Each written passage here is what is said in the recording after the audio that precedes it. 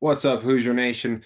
This is the Rock Report back with another bye week episode. Uh, Indiana's coming off a big win at Iowa. Sean, talk us through that. Obviously, yeah, it's, of course, it's a big win. Obviously, they didn't win by big, but it was definitely a big win on the road. Yeah, pretty massive when you can go on the road for the first time of the year, get a W. Indiana improved to 5-0 on the season, 2-0 in the Big Ten.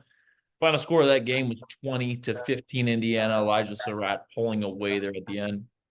I thought this was the hardest game Indiana's played to date. Very low yardage, a defensive battle. It seemed like it was just one kind of dramatic play that swung this game in Indiana's direction. Um, Obviously, there were some vulnerabilities that came out in this game, but Iowa's a team with the number one offensive line in the country and arguably one of the best defenses in the country as well. So I think Indiana kind of weathered the storm they had to. Obviously, got the W, and going into the bye week, you're playing against what some people are saying is the number one team in the country in Oregon. Next week, just beat Penn State in a great double overtime thriller. This is going to be the biggest matchup of the year for Indiana, point blank. This is a playoff football game. I really, really think this is going to be the telltale sign of how the season goes for Indiana in terms of playoffs versus bowl game. Yeah, and big picture wise, IU improves to 5-0, 2-0 in the Big Ten. Sometimes you really have to have those tough games. You can't, as a fan, I feel like I would feel kind of worried, if they just kept blowing teams out, going into a bye week and then going to the Oregon game playing top team. You want to see adversity because you need to get those reps where the coaches need to find out what works. You need something to happen where you need to get back to the wall, figure out what works, figure out how to win a football game without just having everything go right. Have a little adversity. It's definitely something to learn on. Yeah, I mean, I think relatively speaking, there's some fans that are worried, Iowa's not ranked that high, blah, blah, blah, whatever, hate you can throw at this football team. But the reality is, even when they play bad, they still win, right? We talk about some of the early quarters in the year. Talk about this football game, not the cleanest football to date, right? Um, Across the board, when we'll start out with Fernando Mendoza in terms of stats here, 56.5% completion rate, 233 yards, 2 touchdowns, 1 interception. He's a first round draft pick, right? Pretty point blank. He's going to be a first round pick. Those are not first round pick numbers. Indiana struggled in this football game. Sacked twice, hurried 5 times. I thought the O line struggled a good bit with the pass rush from Iowa. Going into Oregon, you really can't make these mistakes, right? It's got to be a clean football game if you want to beat this football team coming up here in now 10-ish days, 11 days. Yeah, especially talking about that O line. We did see a couple false start penalties, couple miss things going around. Some of the pass pro, as an offensive line guy, I'm going to say, yeah, sure, it was on the running back and not even going to talk about the offensive line. But there were some clear beats and that we saw on one of the sacks led up by Bray Lynch. He's had a great season. There's a clear one-on-one mismatch, and that is something that it happens and it's good to see because you need to see those reps. You need to see reps against better players. Oregon's going to have Bear Alexander right in the middle. He's at his third school, 5-star out of high school. That is a great player. It's a great, teaching point, and especially versus Iowa, you can see what you did wrong. You can see how to correct things like that. And then we saw Fernando Mendoza with pressure, hurried 5 times, sacked twice, 56% completion rate. Most of the games he's been above 80. It's kind of something that's new to see, but it's something in his head.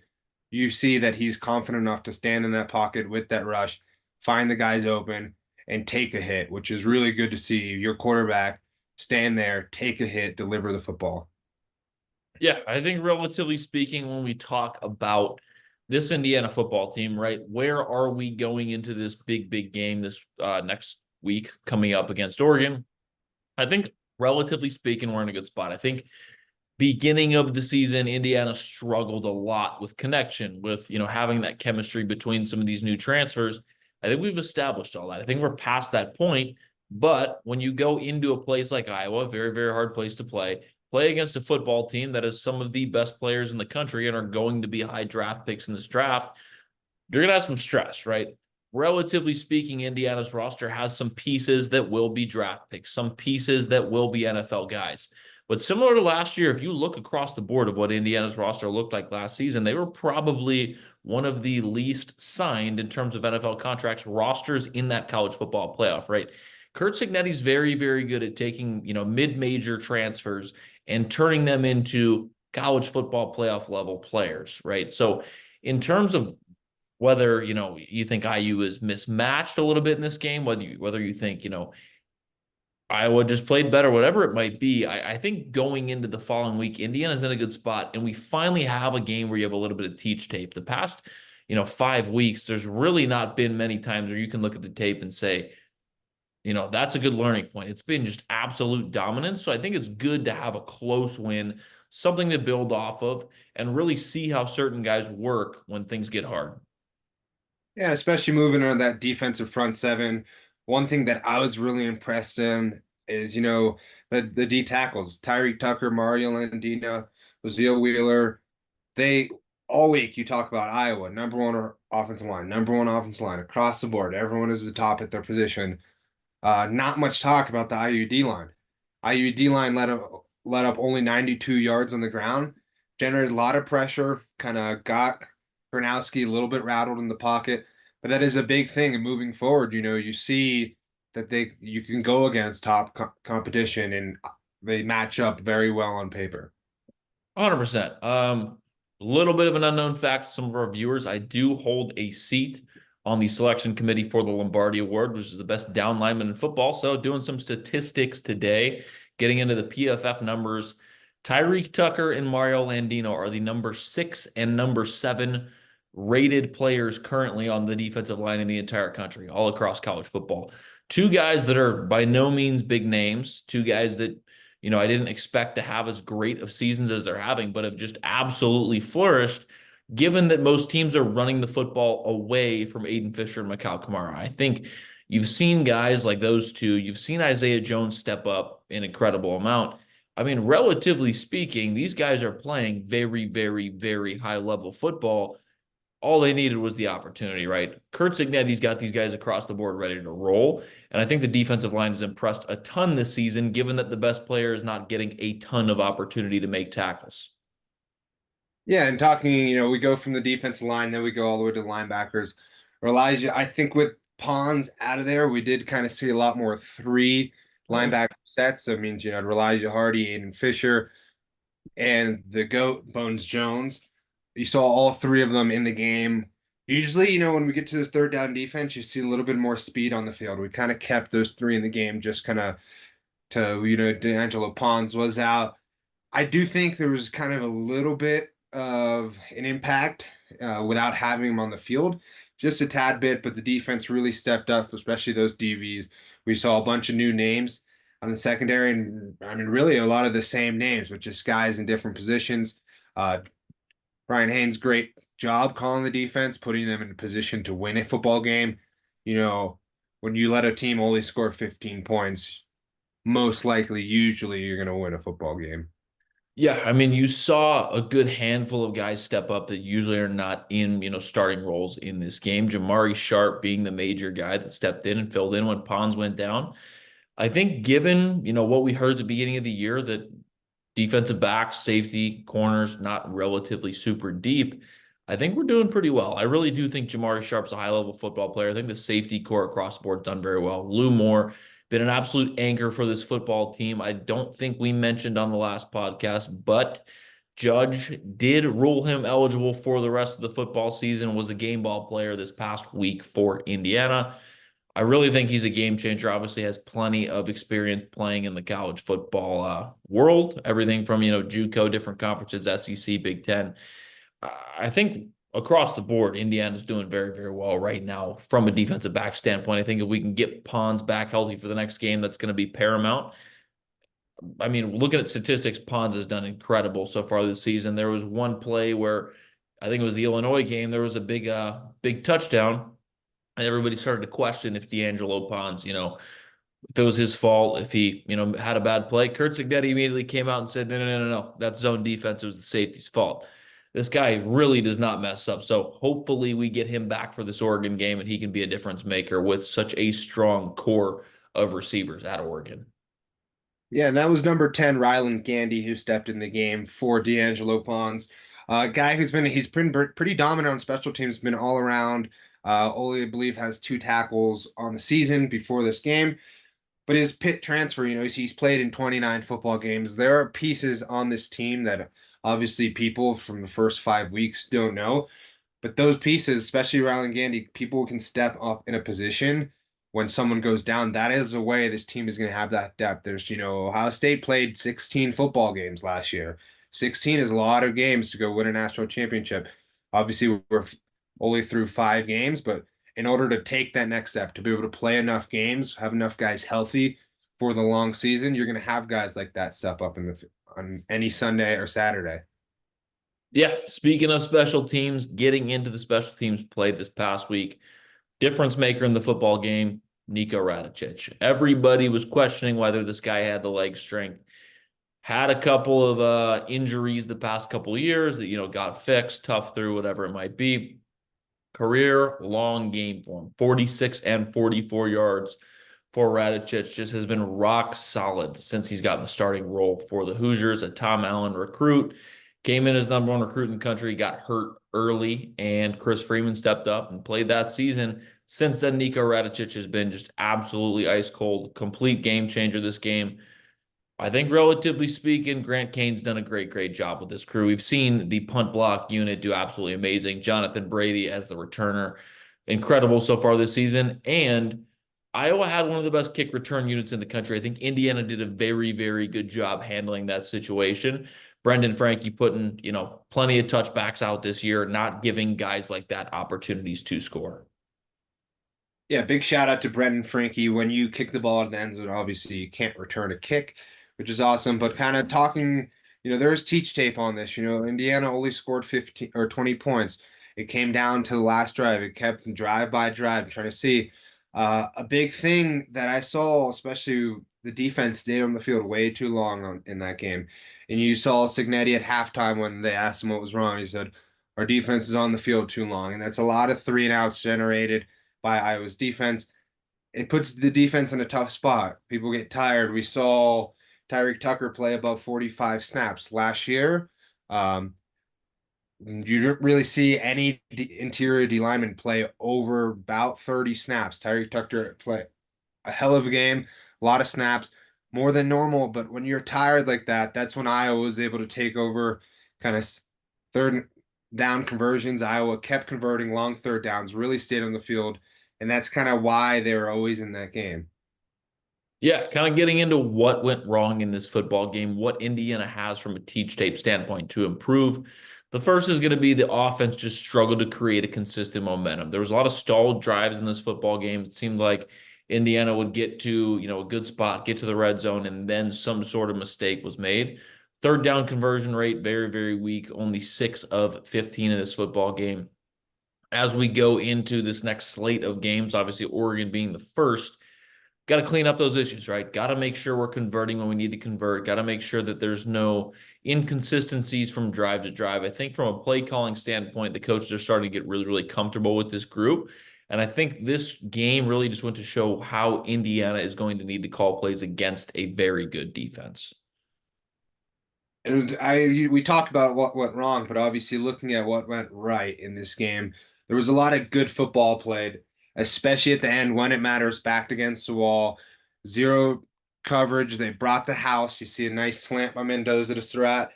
Without that snap, without that throw, without that kind of tiny bit of extra time, get that right on his chest, you don't see that breakaway into the open field. That is kind of as we talked about earlier. Mendoza is able to be composed, stand in that pocket, make the throws, make that delivery when he needs. And we've great wide receivers. It's a testament to the coaches, the players. They knew they needed a score. I bet in the huddle some words were said. You need to score this drive. Whatever was said, they went down and had a big touchdown. Yeah, I mean, you talk about from a special team standpoint, you've got a great kicker at Iowa and Drew Stevens. Missing the go-ahead field goal and giving Indiana an opportunity to take this football game away was huge. But it just goes to show, I mean, you watch across the board, whether it's offense, defense, special teams, this team is ready to go in pressure situations. This team has not really faltered when it's come to hard times. There's been, some struggle quarters so far this year. I think going into this Oregon game, this team is very much ready for the challenge. Obviously, going into a little bit different of an environment than they were in this past week. Autzen Stadium is going to be a big challenge for this Indiana football team. The travel situation is a whole different ordeal. I think Kurt Cignetti has his team ready to roll. I think this is likely going to be one of the best games in college football this season. And bye week is here, and it's great time for guys to get healthy. Great time for those younger guys to develop, have a nice little scout scrimmage at the end of the week. They'll take the first couple of days of the week. They're usually going to be in there Sunday, off Monday. They're going to take the first couple of days to kind of rest. And I bet starting on Thursday, you never really go 2 full weeks on a new team. You're probably going to get an extra 2 practices looking at Oregon, looking at how they run their schemes. In 2 days, especially, but the thing is, both teams are coming on bye weeks. So both teams are going to be fresh and healthy for this game, Sean. It's going to be Autzen Stadium's going to be rocking. I personally do think that Oregon's the number one team in the country. So it's going to be definitely a great game to watch. Yeah, I mean, I think going into this matchup, there's going to be some big changes coming up this week for Indiana. Getting 2 extra practices, getting to clean up kind of the reads that were messed up this past week. From a defensive standpoint, we talk about just tweaking those coverages. We talked about a little bit of communication problems from the DB core back to the safeties, getting things like that cleaned up, kind of redefining what the red zone strategy looks like. Some situational play calling issues last week, obviously with the low third down conversion rate. And then, from a staff standpoint, just being able to plan out kind of this second phase of the season, the next steps for this football team, and really just clean up, the small issues this football team's had so far. Relatively speaking, we've played 20 quarters of football so far this season, and very, very, very minimal issues so far. And I use 5-0. You go into the bye week, number 8 in the country. Sean, tell me a little about that ranking. Do you think that is the right ranking? How do you think the players take it, coaches take it? What are your thoughts? Yeah, I think when we talk about is it the right ranking, you've got to look at a couple things first off, right? Goes back a little bit to what happened last year with this football team. Obviously, I think this is a great football team. I think Indiana's clearly a top 10 football team, but when we talk about the schedule so far, Illinois clearly was not a top 10 football team. I would argue Illinois, I don't think is, a top 20 football team. I think they're a 20 to 25 football team. Obviously, you blow them out, you should be in the top 10. When it comes to being, in the top four, top six, getting a home game in the college football playoff, Indiana is going to need to beat one of these, big 3, 4, 5 schools in the Big Ten that have hosted home games in the past in the playoffs.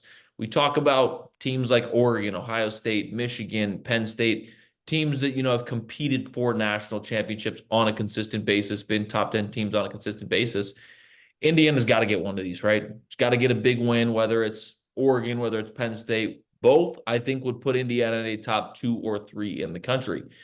When it comes to is this team deserving of that, I think across the board, the roster is probably not as strong as some of these teams, but I think the level of football is very, very high.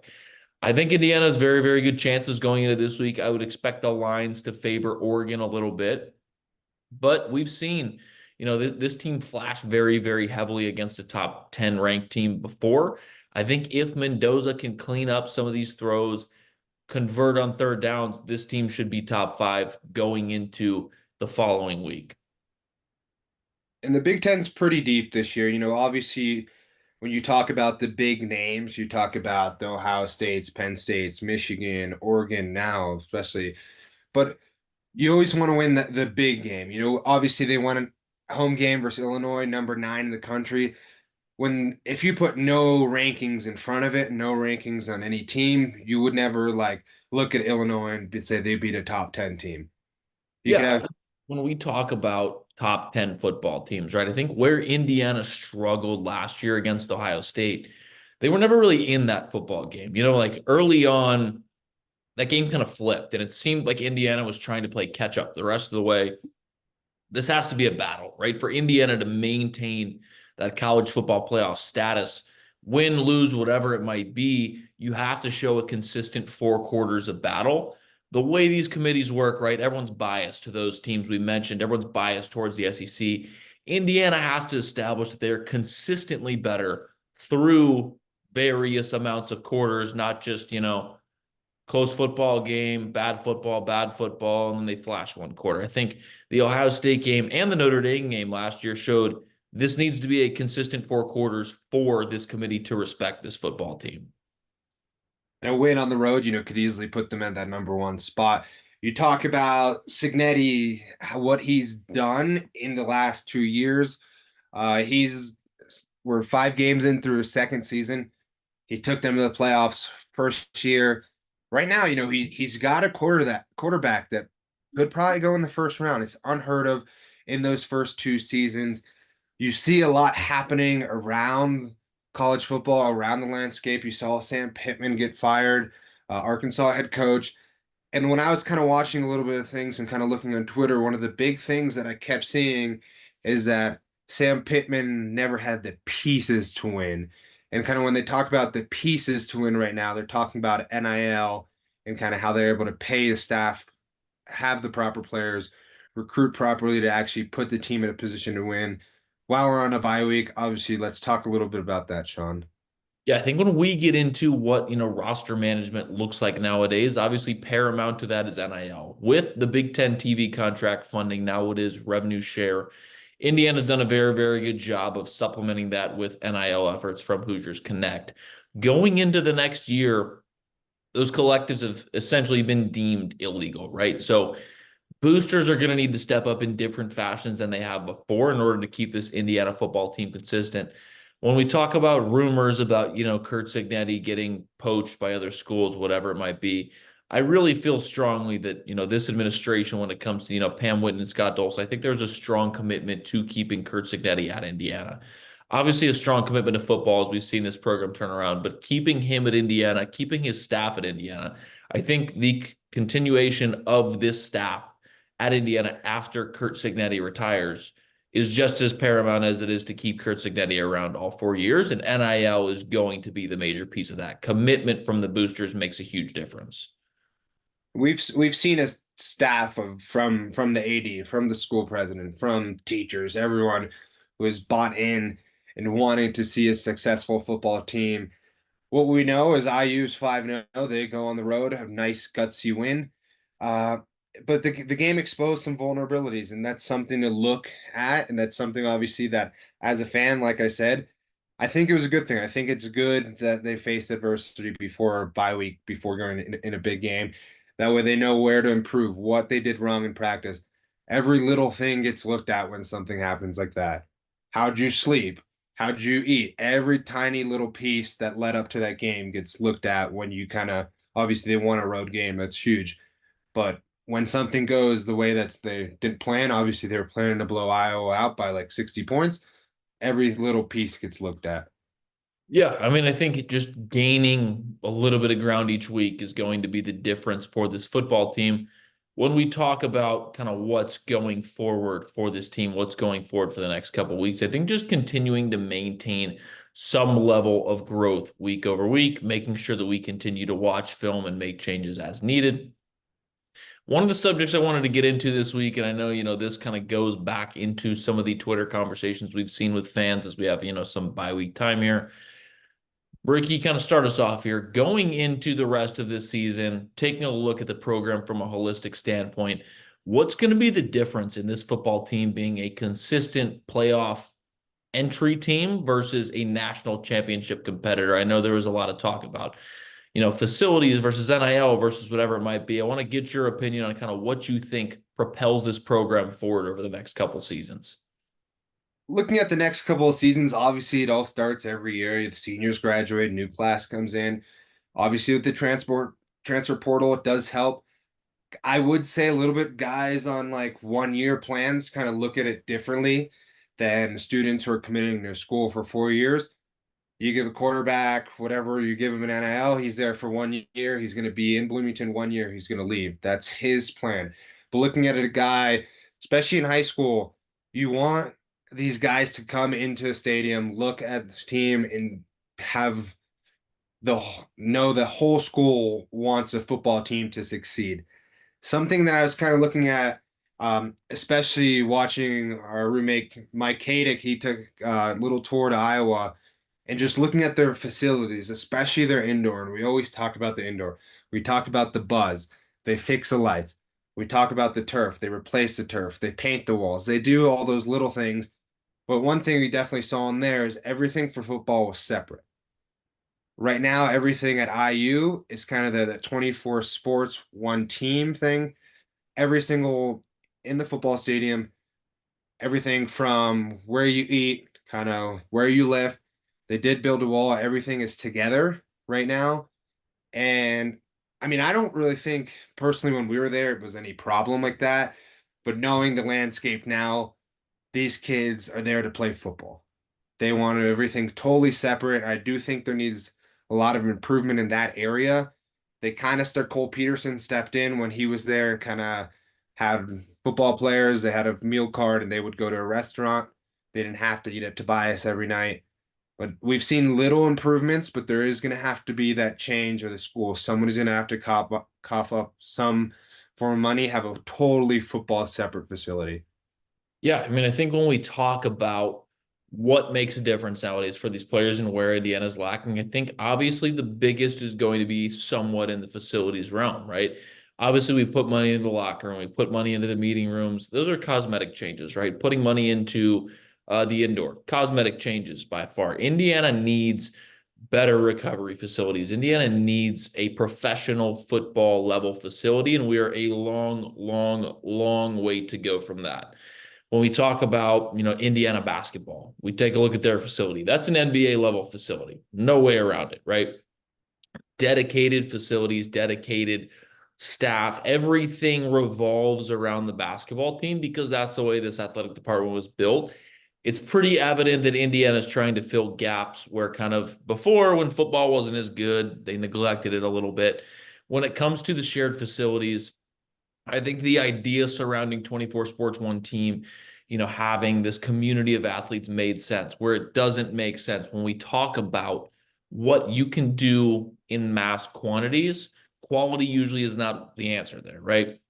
When it comes to player nutrition, when it comes to player recovery facilities, I don't care what sport you're talking about at Indiana, everything is kind of a little bit like cookie cutter, right? We're doing everything we can to make sure every athlete has access to the same thing, which doesn't really lead to the best facilities. If I'm a transfer portal athlete or, a high school athlete right now, I'm thinking in, okay, if I'm getting paid $200,000 a year from school A and I'm getting $200,000 a year from school B, I'm looking at recovery facilities, right? I'm looking at staff that's in there. Do we have an NFL level weight room? Do we have an NFL level training staff, coaching staff, strength facilities? I think staff wise, Indiana's in a very, very good spot. Facilities, I think, are getting there, but I think making sure we have our own area, own recovery areas to get these guys back to healthy and get them on the path to pro football is going to be paramount coming up over the next few years.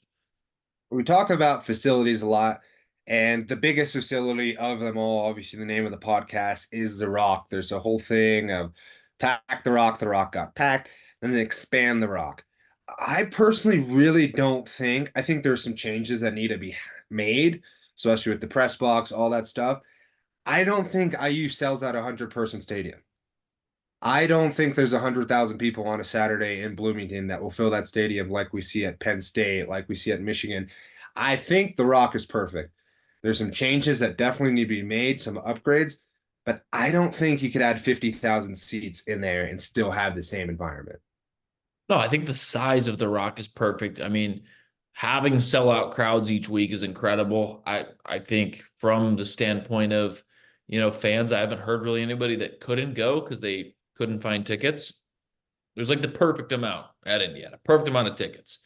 When it comes to improvements of the Rock, I think take the weight room out, take Tobias out, build a football building, build an athletics building, turn that into premium level stuff, and everything's good. You have the skeleton essentially to build incredible, press box, incredible suites, everything that people talk about that genuinely speaking means absolutely nothing to this football team other than revenue, right?